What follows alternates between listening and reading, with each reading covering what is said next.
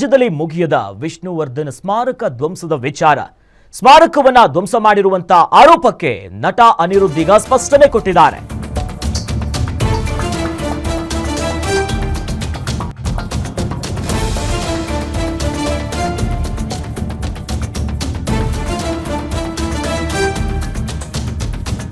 ವಿಷ್ಣುವರ್ಧನ್ ಅವರ ಸ್ಮಾರಕವನ್ನ ಧ್ವಂಸ ಮಾಡಿರುವಂತಹ ವಿಚಾರಕ್ಕೆ ಸಂಬಂಧಪಟ್ಟಂತೆ ನಟ ಅನಿರುದ್ಧ್ ಈ ಬಗ್ಗೆ ಸ್ಪಷ್ಟನೆ ಕೊಟ್ಟಿದ್ದಾರೆ. ಅಭಿಮಾನ ಸ್ಟುಡಿಯೋದಲ್ಲಿ ನಡೆದಿರುವಂತಹ ಘಟನೆ ಖಂಡನೀಯ. ಅಪ್ಪವರು ಹುಟ್ಟಿದ್ದು ಮೈಸೂರಲ್ಲಿ, ಅವರು ಬೆಳೆದಿದ್ದು ಮೈಸೂರಲ್ಲಿ, ಹೀಗಾಗಿ ಅಲ್ಲೇ ಸ್ಮಾರಕವನ್ನ ಮಾಡಿಸ್ಕೊಂಡಿದ್ದಾರೆ ಅನ್ಸುತ್ತೆ. ಹಣ ತಗೊಂಡು ಸ್ಮಾರಕವನ್ನ ಒಡೆಸಿದ್ದೀನಿ ಅನ್ನುವಂತ ಆರೋಪ ಬಂತು. ತಂದೆ ಸ್ಮಾರಕವನ್ನ ಒಡೆಸೋದಕ್ಕೆ ಆಗತ್ತಾ, ದುಡ್ಡು ತೆಗೆದುಕೊಳ್ತೀವ ಅನ್ನೋದಾಗಿ ಪ್ರಶ್ನೆ ಮಾಡಿದ್ದಾರೆ.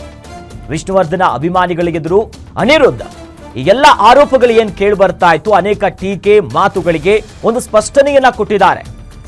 ಅವರ ಸ್ಮಾರಕವನ್ನ ಧ್ವಂಸ ಮಾಡಿರುವಂತ ವಿಚಾರ ಖಂಡನೀಯ. ಅವ್ರ ಸ್ಮಾರಕವನ್ನ ಹಣ ತಗೊಂಡು ಹಿಂಗ್ ಮಾಡ್ತೀವ ಅನ್ನೋದಾಗಿ ಅನಿರುದ್ಧ್ ಸ್ಪಷ್ಟನೆ ಕೊಟ್ಟಿದ್ದಾರೆ. ನಾವು ನೋಡ್ತಾ ಇದ್ದೀವಿ, ನಮ್ಮಗಳ ಮೇಲೆ, ನಮ್ಮ ಕುಟುಂಬದವರ ಮೇಲೆ ಸಾಕಷ್ಟು ಆರೋಪಗಳನ್ನ ಕೆಲವರು ಹೊರಿಸ್ತಾ ಇದ್ದಾರೆ. ಅದಕ್ಕೆ ನಾನು ಮೊಟ್ಟ ಮೊದಲನೇದಾಗಿ ಸ್ಪಷ್ಟನೆ ಕೊಡಬೇಕು. ಇಲ್ಲ ಅಂತಂದ್ರೆ ನಿಮ್ಮಗಳ ಜೊತೆಯಲ್ಲಿ ಬೆರೆತ್ಕೊಂಡು ಕೆಲಸ ಮಾಡೋದಕ್ಕಾಗಲ್ಲ. ನಿಮಗೂ ಕೂಡ ಅದು ಒಂದು ಎಲ್ಲೋ ಒಂದ್ ಕಡೆ ಅದು ಒಂದು ಆತಂಕ ಇರುತ್ತೆ, ಗೊಂದಲ ಇರುತ್ತೆ. ಹಾಗಾಗಿ ನನಗೆ ಕೇವಲ 20 ನಿಮಿಷ ಸಮಯ ಕೊಡಿ. ಮೊದಲ 10 ನಿಮಿಷ ಅಲ್ಲ, ಬಹುಶಃ 8 ನಿಮಿಷ ಇರಬಹುದು, ನನ್ನ 2 ವಿಡಿಯೋಗಳನ್ನ ನಾನು ತೋರಿಸ್ತೀನಿ.